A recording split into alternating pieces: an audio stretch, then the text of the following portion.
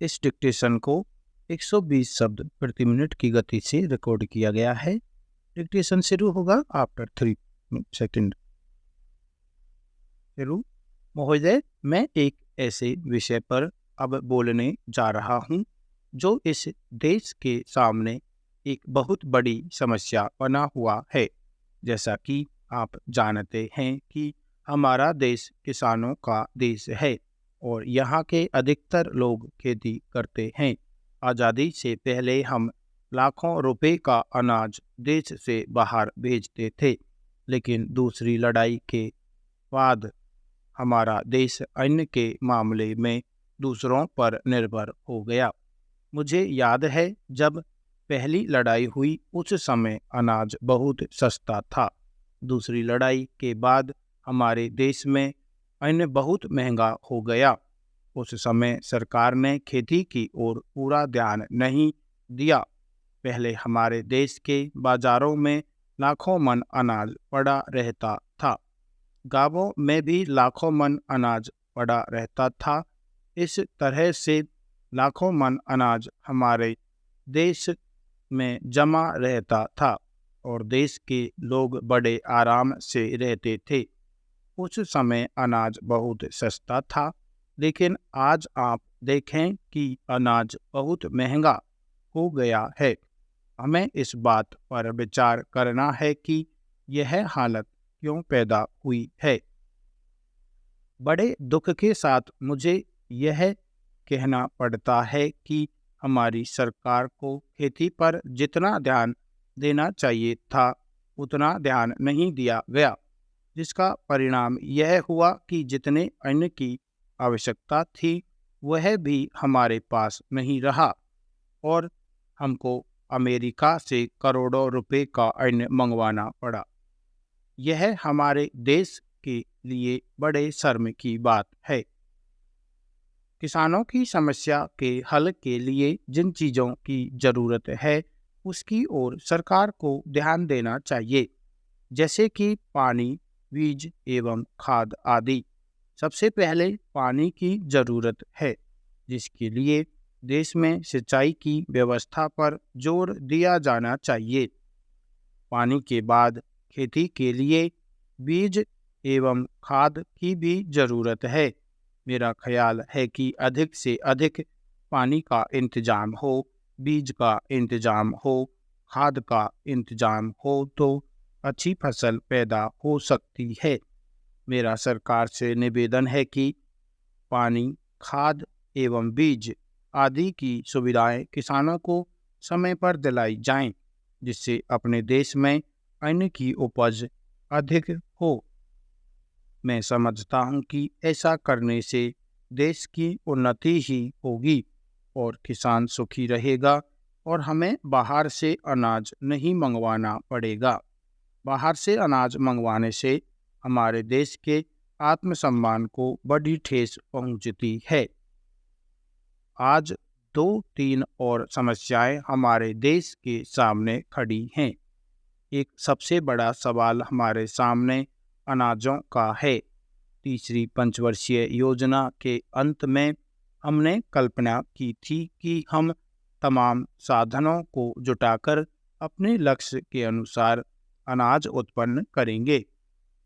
यह हमारा एक वास्तविक दृष्टिकोण है।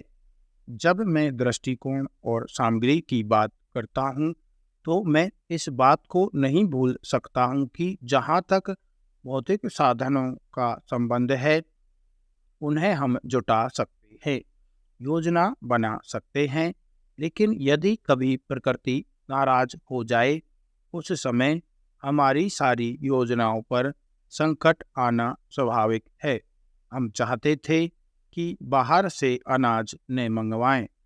बाहर से अनाज मंगवाने से हमारे आत्मसम्मान को बड़ी ठेस पहुंचती है और यह आत्मसम्मान किसी राष्ट्र के जीवन में सर्वोपरि होता है। वर्तमान की स्थिति में कोई ऐसी बात नहीं है जो हम जनता से छिपाना चाहते हैं या सदन से छिपाना चाहते हैं। हमने अपने सारे उत्पादन और अपने भंडार को साफ बतलाया है हमने चेतावनी दी है कि हमारे पास अनाज बिल्कुल नहीं है। अंतर्राष्ट्रीय स्थिति भी आप देख रहे हैं। सबसे पहला प्रश्न जीवन का आता है और उसके संरक्षण के लिए जहाँ से भी अनाज प्राप्त हुआ हमने लिया। इस वक्त भी हम बात करेंगे और सबका सहयोग लेंगे। हम स्वावलंबी होना चाहते हैं, उत्पादन भी बढ़ाना चाहते हैं, लेकिन जब प्रकृति के प्रकोप का हम पर असर पड़ता है तब हमारी चिंता बढ़ जाती है। लेकिन फिर भी एक आश्वासन यह भी है कि हमारी सरकार परिस्थितियों का अध्ययन करके उसके निर्माण का साहस और क्षमता रखती है, तो कोई कारण नहीं है कि हम स्थिति का मुकाबला न करें। आजकल एक अशांति का वातावरण पैदा करने का कोशिश की जा रही है। विद्यार्थियों को भड़काया जा रहा है अन्य देशों का उदाहरण देकर। इस देश में क्रांति की बात की जा रही है। अन्य देशों में क्या हुआ, मैं उस ब्यौरे में नहीं जाना चाहता। विद्यार्थी समाज के सामने आज दो सवाल हैं और हम यह चाहते हैं उनका समाधान वे स्वयं करें। एक है अध्ययन का और दूसरा है आंदोलन का है। यह निर्णय उनको लेना होगा कि वे अध्ययन करना चाहते हैं या आंदोलन करना चाहते हैं। जहाँ तक अध्ययन का प्रश्न है, इस दिशा में चिंतन करना होगा। महोदय, आज यहाँ पर वातावरण काफी कुछ ठीक दिखाई पड़ रहा है। इतने गंभीर मुद्दे पर चर्चा करते समय सदन के सदस्यों को गंभीर होना ही चाहिए। आज देश अनेक चुनौतियों का सामना कर रहा है, लेकिन सबसे बड़ा मुद्दा महंगाई है। जैसा कि आप सभी जानते हैं, पिछले दिनों महंगाई बहुत तेजी से बढ़ी है। खासतौर पर खाने पीने की चीज़ें इतनी महंगी हो गई हैं कि आम आदमी खुद को लाचार महसूस कर रहा है। चाहे आटा हो, दालें हो, सब्जियां हो या खाने का तेल हो, सब कुछ आम आदमी की पहुंच से दूर होता जा रहा है। लोग अपने घरों में चूल्हा जलाने से पहले कई बार सोचते हैं। पेट्रोल और डीजल के दाम भी तेजी से बढ़े हैं। रुपया कमज़ोर होने के कारण आयात निर्यात पर भी इसका सीधा असर पड़ा है। मेरा कहने का इस समय मतलब यह है कि देश का आम आदमी महंगाई के सामने विवश हो रहा है। क्या सरकार इस सब से अनजान है? नहीं, सरकार इस स्थिति से पूरी तरह परिचित है। हमारे वित्त मंत्री जी एक जाने माने अर्थशास्त्री हैं और इन्होंने खुद स्वीकार किया है कि आवश्यक चीज़ों के दाम बहुत तेजी से बढ़े हैं। वे इसके लिए जमाखोरों और कालाबाजारियों को दोषी ठहराते हैं। मैं यह कहना चाहता हूँ कि यदि वित्त मंत्री जी जानते हैं कि कुछ लोग आवश्यक वस्तुओं की जमाखोरी कर रहे हैं, तो सरकार उनके विरुद्ध तत्काल कार्रवाई क्यों नहीं करती?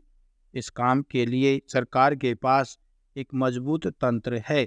ऐसे लोगों के विरुद्ध तत्काल कार्रवाई की जानी चाहिए और उन्हें कड़ा से कड़ा दंड दिया जाना चाहिए। हम यह भी कहते हैं कि भारत की अर्थव्यवस्था बहुत तरक्की कर रही है। हम विश्व की एक बड़ी आर्थिक शक्ति बनने जा रहे हैं, लेकिन अपने ही देश में आम जनता दो समय की रोटी के लिए भी तरस जाए, इससे बड़ी विडंबना और क्या हो सकती है? क्या शेयर बाजार के उतार चढ़ाव और सरकारी आंकड़ों को ही तरक्की का प्रतीक मान लिया गया है?